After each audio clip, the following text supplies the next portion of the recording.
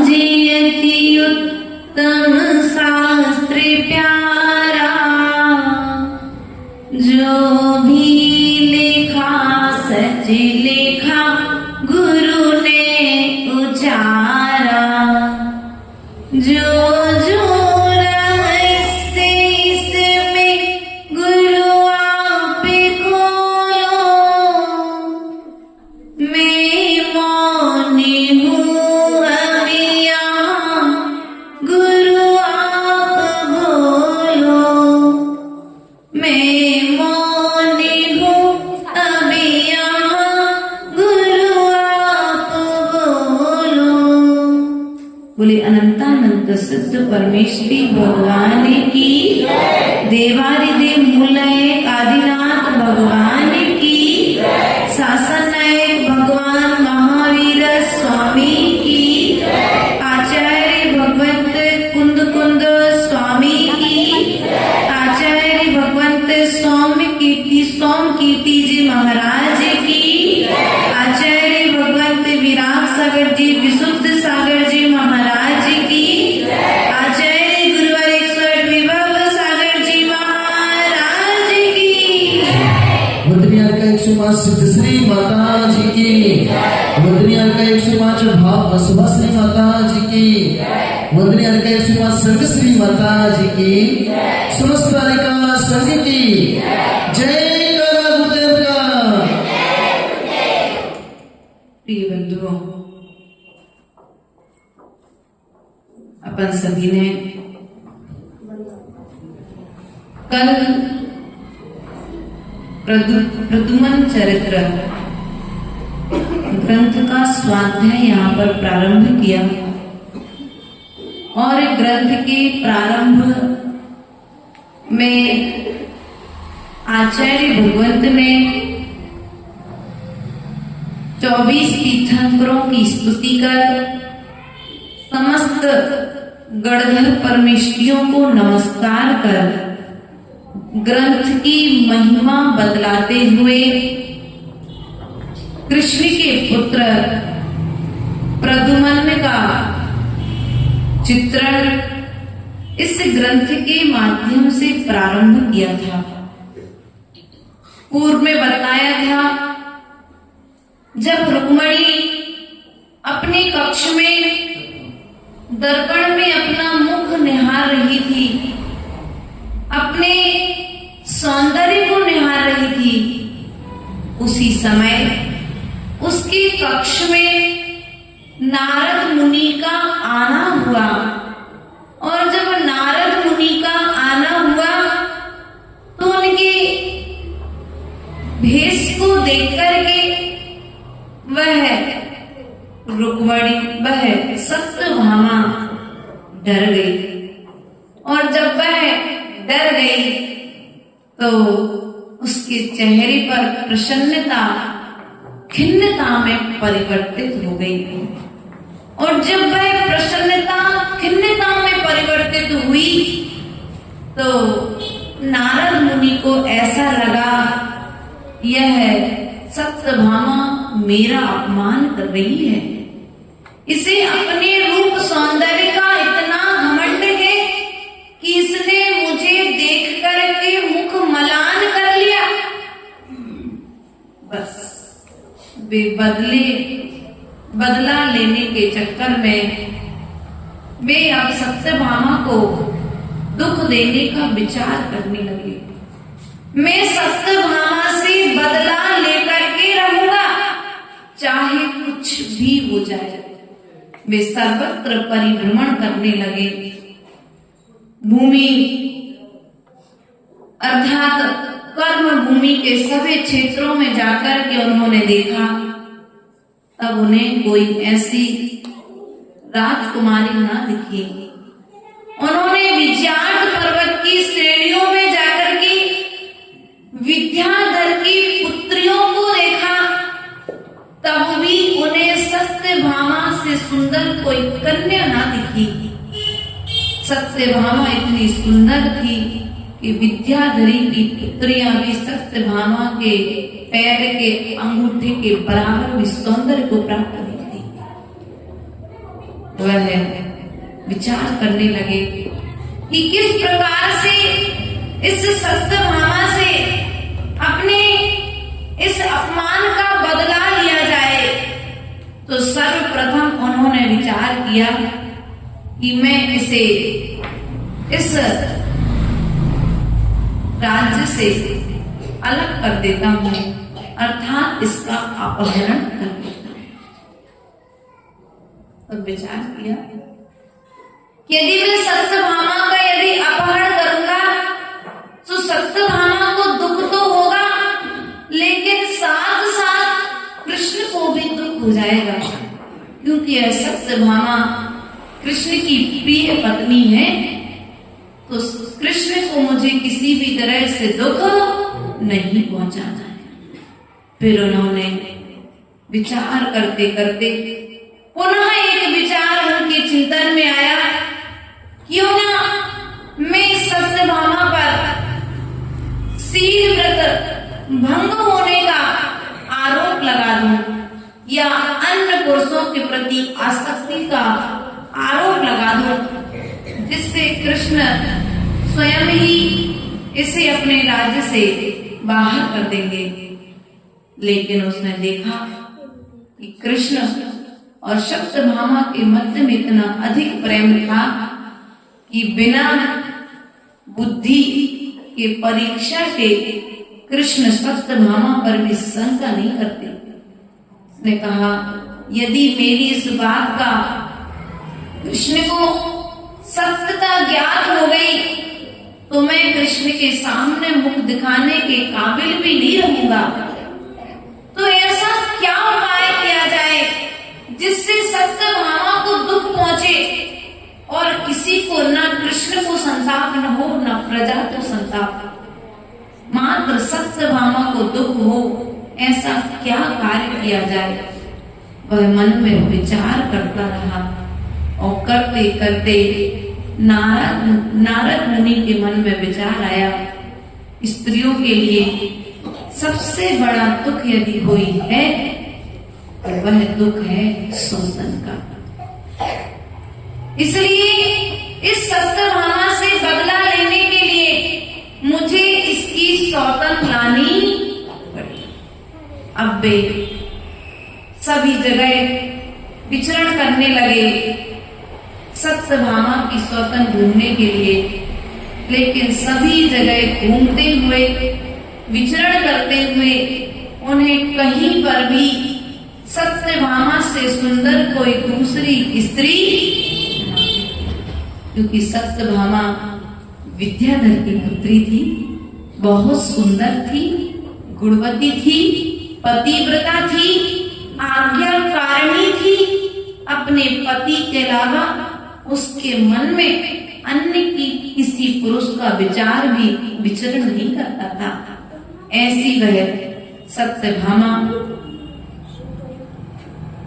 और नारद मुनि अब उसकी सौतन ढूंढने के लिए यत्र तत्र सर्वत्र घूमते घूमते वे एक दिन आकाश मार्ग से विचरण करते हुए जा रहे थे। उसी समय उन्हें भूमि पर एक कुंडलपुर नाम का ग्राम दिखा। उस कुंडलपुर ग्राम का राजा भीष्म था और भीष्म की पत्नी श्रीमती थी। उस श्रीमती का एक पुत्र रूप्य कुमार था। वह नारद मुनि उस नगर की शोभा को देख करके वहां नीचे आकर के वे सीधा राज्यसभा में पहुंच गए। और जैसे ही वे राज्यसभा में पहुंचे, भीष्म अपने सिंहासन से खड़ा हो गया और हाथ जोड़ करके नारद मुनि को प्रणाम किया और प्रणाम करके अपनी राजगद्दी पर बैठने के लिए उसने नारद मुनि को सिंहासन दिया, बैठने के लिए निवेदन किया। सम्मान देकर के कौन पुरुष प्रसन्नता को प्राप्त नहीं होता है। जैसे सत्यभामा के द्वारा मिली खिन्नता और भीष्म के द्वारा मिली प्रसन्नता देखने ही लायक थी। नारद मुनि बैठ गए, भीष्म से उसके राज्य की समस्त कुशलता के विषय में पूछने लगे और पूछते पूछते उसने राज्यसभा में विराजित रूप कुमार को देखा और जैसे ही रूप कुमार को देखा उसके मन में विचार आया, यह पुत्र किसका है। उसने भीष्म से पूछ लिया कि महाराज यह पुत्र किसका है। तब उस भीष्म ने कहा कि भगवान यह आपके ही आशीर्वाद से मेरा पुत्र है। नारायण मुनि ने पूछा क्या और भी संतान है। तो बोले हाँ, आपकी कृपा से आपके आशीर्वाद से एक पुत्र और एक पुत्री और हमारे पास में है, 2 संतानें हैं। तो नारायण मुनि ने पूछा, नारद मुनि ने, कि जो पुत्री है वह विवाहित है कि अविवाहित है। तब उस भीष्म ने कहा जो पुत्री है वह अभी विवाहित नहीं है, लेकिन उसका विवाह पक्का हो चुका है। उसका विवाह चेदी के राजा शिशुपाल के साथ उसका विवाह बागदान बोलते हैं, आपके में रोका बोलते हैं, है ना। उसका हथौना बुंदेलखंड में हथौना बोलते हैं, पक्का हो चुका है। तो नारद मुनि ने कहा क्या मैं आपके रनिवास में को देख सकता हूँ। वे नारद मुनि अपनी भावना प्रकट कर राजा भीष्म से आज्ञा लेकर के अंदर अंतःपुर में प्रवेश किए और जैसे ही अंतःपुर में प्रवेश किया उन्होंने देखा कि भीष्म की एक बहन जो अंतःपुर में थी, जो बाल विधवा थी, उस बहन ने जैसे ही नारद मुनि को महल की ओर आते देखा, तत्काल वह अपने आसन से खड़ी हो गई और नारद मुनि को नमस्कार करने लगी। नमस्कार कर उसने नारद मुनि को बैठने के लिए सिंहासन दिया और सिंहासन देने के पश्चात में उनकी किस कुशल क्षेम पूछ लिया। नारद मुनि ने उस बुआ से राज्य की कुशल क्षेम पूछी, उसकी स्वयं की कुशल क्षेम पूछी और जो समस्त रानियां उस अंतःपुर में थी उन सभी रानियों की कुशल क्षेम पूछ करके वे अपने आसन पर विराजमान हो गए। जो रानियों के बाजू में खड़ी वह पुत्री जिसे देख करके नारद मुनि को अपना कार्य सिद्ध होता हुआ दिखा। यह तो रुक्मणी से भी, यह तो सत्यभामा से भी बहुत सुंदर है। अब मैं सत्यभामा को मजा चखूंगा। ऐसा विचार कर उसने भीष्म की बहन से पूछा यह कौन है। तब उसने बतलाया यह मेरे भाई की पुत्री रुक्मणी है और यह कुछ दिन पश्चात शिशुपाल राजा के लिए ब्याह दी जाएगी। उस पुत्री ने नारद मुनि को नमस्कार किया और जैसे ही उसने नारद मुनि को नमस्कार किया तो नारद मुनि ने उसे आशीर्वाद दे दिया, हे पुत्री तुम महाराज श्री कृष्ण की पटरानी बनोगे। अब उसके मन में कौतूहल होने लगा कि नारद मुनि ने ऐसा आशीर्वाद क्यों दिया कि मैं श्री कृष्ण की पटरानी बनूंगी। ये श्री कृष्ण कौन है, कहाँ के हैं, कहाँ रहते हैं, इनका रूप क्या है, इनका कुल क्या है, आदि आदि विषय में उस कुमारी के मन में कौतूहल चलने लगा। नारद मुनि ने कहा है तो बात सच तो होगी ही होगी।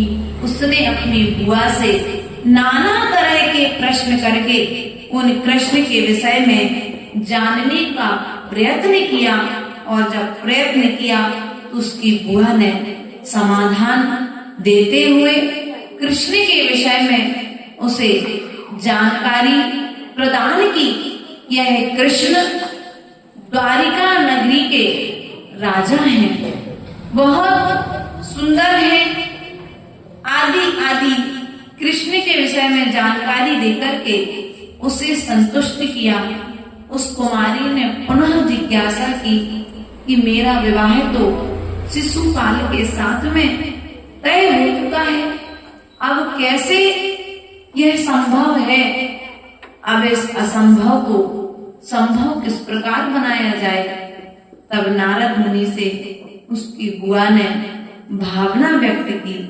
तब नारद मुनि से भावना व्यक्त करने पर नारद मुनि ने उसे धैर्य बंधाया और उस कुम्हारी कन्या से कहा, पुत्री तुम कुछ चिंता मत करो, कृष्ण स्वयं तुम्हें यहाँ पर लेने के लिए आवेंगे। ऐसा वचन देकर के वह कृष्ण, वह नारद मुनि वहां से रवाना हो गया। अब आगे पुनः क्या होगा इस विषय को हम कल पुनः सुनेंगे।